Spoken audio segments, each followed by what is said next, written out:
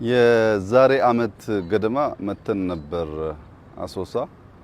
ያኔ የከተማው ገጽ ዛሬ ያየነውን መልክ አልያዘም እና ከተማው ትንሽ ባለው ኢኮኖሚክ አቅም እንዲሻሻል ነበር አንዱ ንግግራችን። ከዚህ አንፃር የክልሉ አመራሮች እና የከተማው ከንቲባ በጣም ጥሩ የሚባል ጅማሮ ጀምረዋል። ገና ነው፣ ብዙ ስራ ይፈልጋል። ግን አምና ያየነውና ዘንድሮ ያየነው አሶሳ በጣም የተለያየ ነው። የኮሪደር ትሩፋት የኮሪደር ኢምፓክት ከዋና ከተማችን ወጥቶ በሌሎች ከተሞችም መታየት መጀመሩ ይታወቃል። አሶሳ ላይም የመጣው ውጤት እጅግ አስደሳች ነው። ሌሎች ተያያዥ ጉዳዮች ያየናቸው አሉ። እነሱም በዚያ አግባብ የሚወሰዱ ናቸው። ይሄ ኩምሩክ የወርቅ ማምረቻ ፋብሪካ ነው። በጣም ግዙፍ ፋብሪካ ነው። ምናልባት በምስራቅ አፍሪካ ትልቁ ፋብሪካ ነው። እንዳየው ከ20 ኪሎ ሜትር በላይ ራዲየስ ቦታ የያዘ ነው። 3 ግድቦች አሉት። በሺ የሚቆጠር ሰው የያዘ ካምፖች አሉት። ትናንሽ ከተሞች አሉ ማለት ነው። ራሱ ፋክተሪውም በጣም ዘመናዊ ፋክተሪ ነው። ይሄ ፋክተሪ በሚቀጥለው አመት አጋማሽ በኋላ ወደ ምርት እንደሚገባ ይጠበቃል። የሚቀጥለው አመት የመጀመሪያ አመት ልምምድ ስለሆነ ቁጥሩ አነስ ያለ እንኳ ቢሆን ከዚያኛው አመት ጀምሮ ግን ከዚህ ቦታ የምናመርተው ወርቅ በአመት እስከ $1 ቢሊዮን ዋጋ ያወጣል። በገንዘቡም ትልቅ ነው፣ ፋብሪካውም ትልቅ ነው። እየተሰራ ያለው ስራ በጣም ኢምፕሬሲቭ ነው። ለኛ የመጀመሪያችን ነው። በዚህ ደረጃ ዘመናዊ የሆነ ወርቅን ከኦሩ ጀምሮ ፕሮሰስ አድርጎ ለሽያጭ የሚያበቃ ግን ኦቶሜትድ የሆነ ሲስተም መሆኑ ፋብሪካ መሆኑ አንድ እውቀት ሽግግር አንድ ጅማሮ ለኢትዮጵያ አመጣ ማለት ነው። ኢትዮጵያ ውስጥ በጣም ሰፊ የወርቅ ፖቴንሻሎች እንዳሉ እያየን ነው።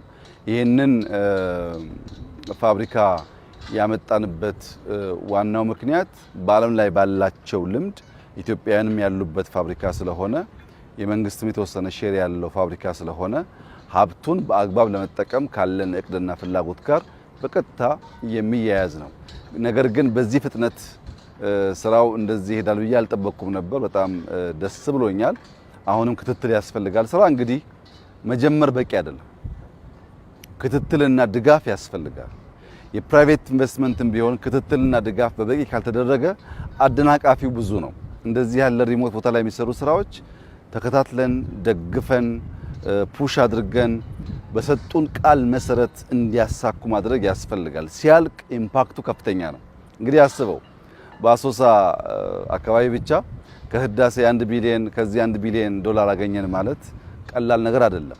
ግን የዚህ አይነት ፋብሪካ 2 3 4 5 መትከል ይቻላል። ፖቴንሻሉ ስላለ እዚህ አካባቢ ይሄ እንደ አይን ገላጭ እንደ ጥሩ ስራ ጅማሮ ተወስዶ ክልሉን ለማልማት ኢትዮጵያን ለማልማት የምንጠቀምበት ብቻ ሳይሆን ድንበራችንም ለመጠበቅ የሚያግዝ ስራ ይሆናል። ጠንካራ ወታደራዊ ተቋሞች እዚህ አካባቢ ተገንብተዋል። እንዳየው ከተማ ነው የሚመስለው። አካባቢው በጣም የሚያምር ከባቢ ነው። ከዚህ ተደብቆ ሳናየው ሳንጠቀምበት ከነበረ ሀብት ውስጥ ፈልቀን አውጥተን የኢትዮጵያን ብልጽግና ለማረጋገጥ አንድ ብሎኬት ይሆናል ማለት ነው። በጣም ብዙ ብሎኬቶች ተሰናስለው ብልጽግናን የሚያረጋግጡ ቢሆንም ይሄ ፋብሪካ ከበርካቶቹ ብሎኬቶች አንድ ይሆንና ያ ተሰናስለው ተደምሮ የኢትዮጵያን ብልጽግና እውን ያደርጋል። እንግዲህ እንደሚታወቀው ብዝሃ ዘርፍ ኢኮኖሚ ነው የምንከተለው። በአንድ ሲንጉላር ሴክተር ላይ ያተኮረ ኢኮኖሚ ለኢትዮጵያ ያዋጣም ስንል አንዱ የመረጥነው ማይኒንግ ነው። በዘንድሮ ኤክስፖርት ታይቷል።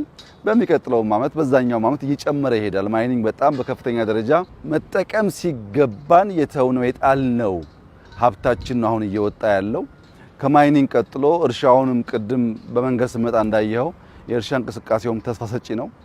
የቴክኖሎጂውም ሞባይል መኒውን ጨምሮ በየቦታው እንዳየኸው ገጠሩ ሁሉ ተጠቃሚ ሆኗል። ኢንዱስትሪው እና ሌሎች ዘርፎች ተደማምሮ ቱሪዝሙ ተደማምሮ የምናስበውን ነገር የሚያሳካ ይሆናል። አሁን በቱሪዝም ህዳሴን ሰሞኑን ካስመረቅን በኋላ ኤርፖርት መጠነኛ ተገንብቷል። እዛ በጣም የሚያምር ሪዞርት አለ። በርካታ ኢትዮጵያውያን እና ሌላም ሀገር ዜጋ ሆነው ያንን ድንቅ ስራ ማየት የሚፈልጉ ሰዎች በቱሪዝም ይመጣሉ ማለት ነው። ቱሪዝሙ አሶሳ አለ፣ ማይኒንጉ አሶሳ አለ፣ እርሻው አሶሳ አለ። መለስተኛ ኢንዱስትሪ ጅማሮችም በየቦታው አሉ በማኒፋክቸሪንግ የሚታዩ እነሱን ጨምረን በሁሉም ሴክተር የተሟላ ልማት በአሶሳም በኢትዮጵያም ለማረጋገጥ ፋውንዴሽን ሊጥል የሚችል ስራ ሆኖ አግኝቼዋለሁ። በጣም ደስ የሚል ነው። የሚቀጥለው ዓመት ደግሞ መተን እናስመርቃለን። ወርቁን ደግሞ አወጥተን ሽጠን የኢትዮጵያን ብልጽግና እናረጋግጣለን። እጅግ አድርጌ አመሰግናለሁ።